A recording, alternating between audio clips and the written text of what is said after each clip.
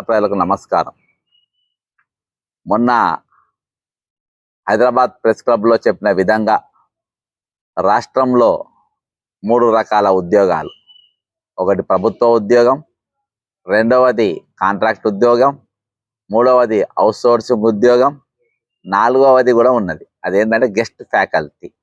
సినిమాలలో guest appearance ఉంటుంది, so item song వేస్తుంది, అట్లా గెస్ట్ ఫ్యాకల్టీ కంటే వాళ్ళకంటే అద్మానం అన్నట్టు. ఎందుకంటున్నానంటే వీళ్లకు రోజు 4 పీరియడ్లు జీతం ఇస్తారు, 8 పీరియడ్లు పని చేయించుకుంటారు, నైట్ హాల్ట్ చేయించుకుంటారు. ఎండాకాలం వస్తే వాళ్ళ జీతాలు ఉండయి. ఇదొక వ్యవస్థ.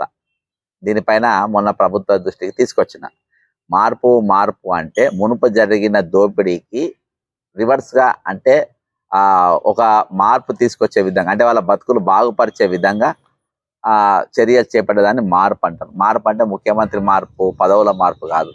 సరే, తర్వాత విషయం. ఇంకోటి, గతంలో నేను ధరణి పైన వేసిన కేసులలో ధరణి అనేది తీసుకురావడానికి, భూములు దోచుకోవడానికి భూమికి గిరిపుత్రునికి సంబంధాలు, భూమికి విఆర్ఓకు సంబంధాలు, ఆడ ఏ భూమి ఎవరిది, 1 ఎకరం భూమి కానీ గజం భూమి కానీ అటు ఇటు పోతే ఆ రైతు కానీ లేకుంటే ఆ భూమి ఆ ఓనర్ కానీ వీరు వెళ్ళి ముందు సంప్రదించేది విఆర్ఓను. కాబట్టి అప్పటి ప్రభుత్వం ఈ విఆర్ఓ వ్యవస్థ అనేది ఉండద్దు అనే ఉద్దేశంతో మరి వాళ్ళని పక్క జరిపారు. మనం చూసినాం, చాలా మంది ఆత్మహత్యలు చేసుకున్నారు, కంపెన్సేషన్ గ్రౌండ్స్ కోసం నౌకర్ల కోసం తిరిగిండ్రు. నేను స్వయంగా సిసిఎల్ఏల పెద్ద ఎత్తున ధర్నా చేశానని అరెస్ట్ చేసిండ్రు.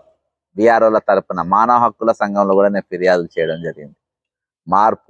ఇక్కడ కూడా మార్పు జరగాల్సిన అవసరం ఉంది. ఎందుకంటే ఈరోజు విఆర్ఓలు ఎటువంటి పరిస్థితికి వచ్చిందంటే, వాళ్ళు కాలర్ వేసుకొని భూములు ఏ సమస్య వచ్చినా మా దగ్గరకు వస్తాం, మేము ఎవరి సమస్యను తీరుస్తామని చాలా గౌరవప్రదమైన జీవితం జీవించిన వాళ్ళు ఈరోజు కొంతమంది విఆర్ఓలను ఈరోజు జీసీసీలకు పంపారు. అంటే గిరిజన కోఆపరేటివ్లకు అలా పంపి వాళ్ళ దాదాపు 20 నెలలకెళ్ళి అలా జీతాలు లేవు. కొన్ని అటానమస్ బాడీలో పంపారు, అందులో వాళ్ళకు ఉద్యోగ భద్రత లేదు, ఇవాళ నౌకరు ఉంటుందో పోతుందో కూడా గ్యారంటీ లేదు. మూడవది, ఈరోజు వాళ్ళతో ఏం చేస్తారు, బియ్యం పంపిణీ చేపిస్తారు, సివిల్ సప్లైస్ డ్యూటీ వాళ్ళతో చేపిస్తారు. అరే బాబా, వీళ్ళు చదివేంది, వీళ్ళు చేసిన డ్యూటీ ఏంది, ఇవాళ మీరు ఇచ్చిన డ్యూటీ ఏంది? మార్పు అనేది మీరు గతంలో జరిగిన దానికి ఈ దానికి డిఫరెన్స్ చేసేదానికి మార్పు. దాన్ని పోయిన దానికి బీఆర్ఎస్1 బీఆర్ఎస్2 పాలన కొనసాగింపు అనేది మార్పు కాదు. కాబట్టి ఈరోజు నేను ఇల్లందులో ఉన్నా, నేను ఆయా ప్రాంతాలు తిరిగి ప్రచారానికి వచ్చిన సందర్భంలో ఇక్కడ నాకు కొన్ని విఆర్ఓలు ఎదుర్కొంటున్న సమస్యలు నా దృష్టికి వచ్చినప్పుడు నేను దీన్ని ప్రభుత్వ దృష్టికి తీసుకురావని, ఈ వాణిని వినిపించడానికే నేను ఎమ్మెల్సీగా నిలబడుతున్నది. నేను అడిగేది కూడా దీనికోసమే.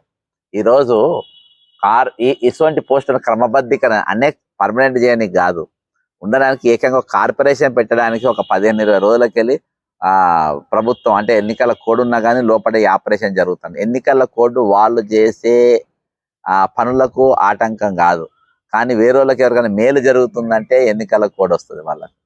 అదే నేను ఏఈ పోస్టు 1584 పోస్టు, అది అటానమస్ బాడీ ఇచ్చేయచ్చు టీఎస్పీఎస్, కానీ ఇయ్యరు. ఎందుకంటే వేదితో వీళ్ళ లాభం ఉండదు కాబట్టి, వీళ్ళ లాభం ఉండడానికి ఎన్నికల కోడ్ వర్తించదు.